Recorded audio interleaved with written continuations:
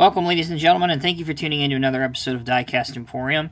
In this video, we're going to be reviewing the NZG Vogele Super 1900-3 tracked asphalt paver.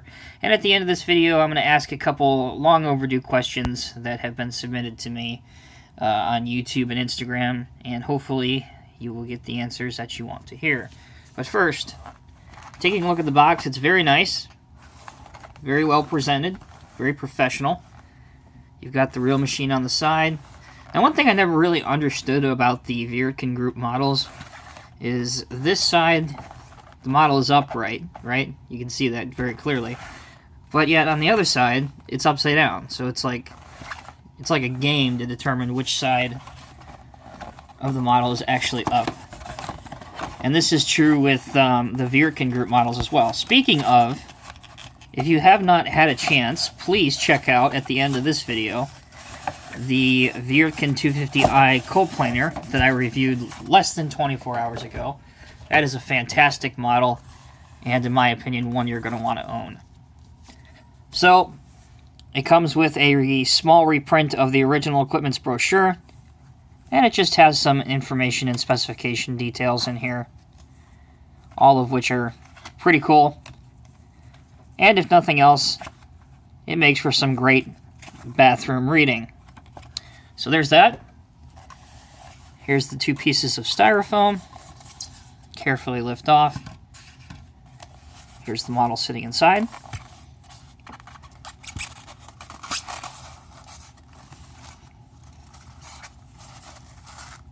Speaking of questions, I often get asked why models are packaged with tissue paper. And that's mainly due to the fact that when these things are done in the factory and shipped over, they put that in there just to make sure that the paint does not react with the model. So they put the tissue paper in there to prevent that from happening. So there's one annoying little tie here that you have to remove, but be very careful, you don't want to break anything.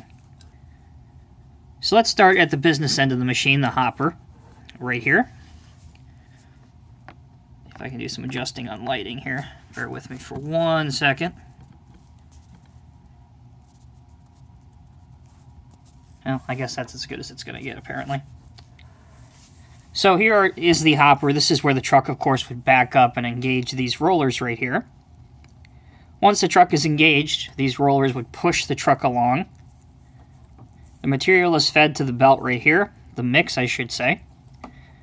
And when the mix starts to get low, these sides close up to make sure everything goes on the conveyor. As you may have noticed earlier, it's really cool that the canopy does come down for transport, just like that. Your operator's sides do swing out to give the operator a better field of vision. It also features opening panels right in here. Here's your Super 1900-3i logo, and the tracks are metal.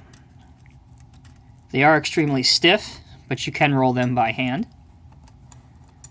And also, if for whatever the paving company is a little slow in the head, or more likely the case it's a very sunny day, you can keep yourself dry by pulling out the extensions on top of the canopy. Coming back here, you can see just barely a really nice operator's control area here. They have really done a fantastic job with replicating what that looks like. There you go. You can see all the little individual controls. And just like the other side, this does slide out as well, depending on what side of the paver you're using. Controls and controls right here, which look great. You'll also have your diamond plating up here. In terms of the screed, you can extend it to a pretty fair distance on both sides. And that's, of course, if you're paving more than one lane.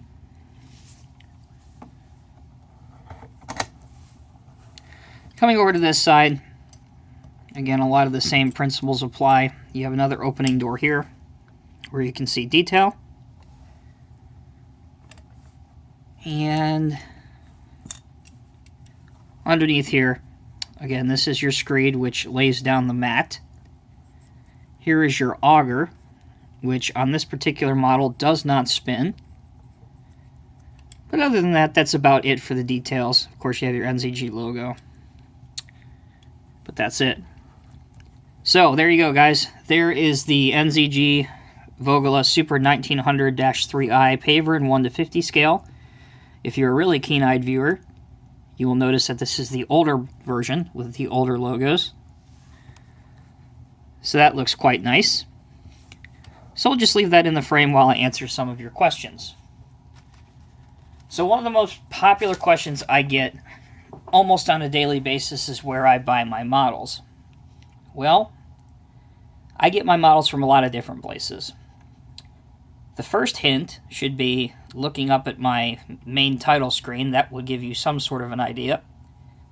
But for those that need a little bit more help in that area, let's go down the list. Buffalo Road Imports, the Construction Diecast Store, Ferguson Sales, CCM Models, 3000 Toys, and DHS Diecast.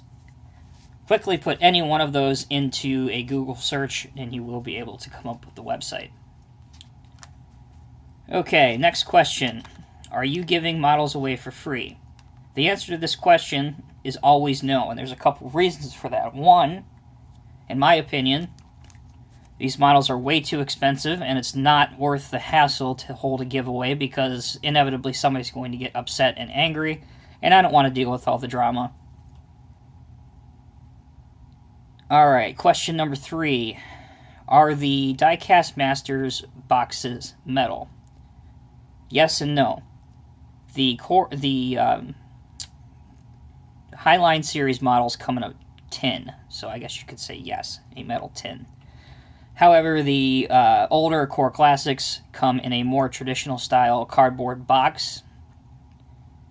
So, yes and no. The Highline series, yes. The Core Classics, no. Another question I get a lot. How much money? And this is usually just placed randomly on either my Instagram page with a picture or here on YouTube with a model. Very good reason why I don't answer this question, and that is because depending on where you look, the model can be priced anywhere from $50 per se, all the way up to $150. It just depends on who you buy it from. So, obviously, I have partners of mine that I would steer you to, who I would like you to buy from. However, if you, again, use a little bit of common sense and click that Google button, you can answer your own question. So that's why that question really always annoys me. So take note if you're watching this video for the first time, please don't ask me how much a model costs. Alright, so next question, you guys maybe remember the recent Abu Sayyaf video that I did. I got a question from Paul, I believe, asking if that was based on an actual event.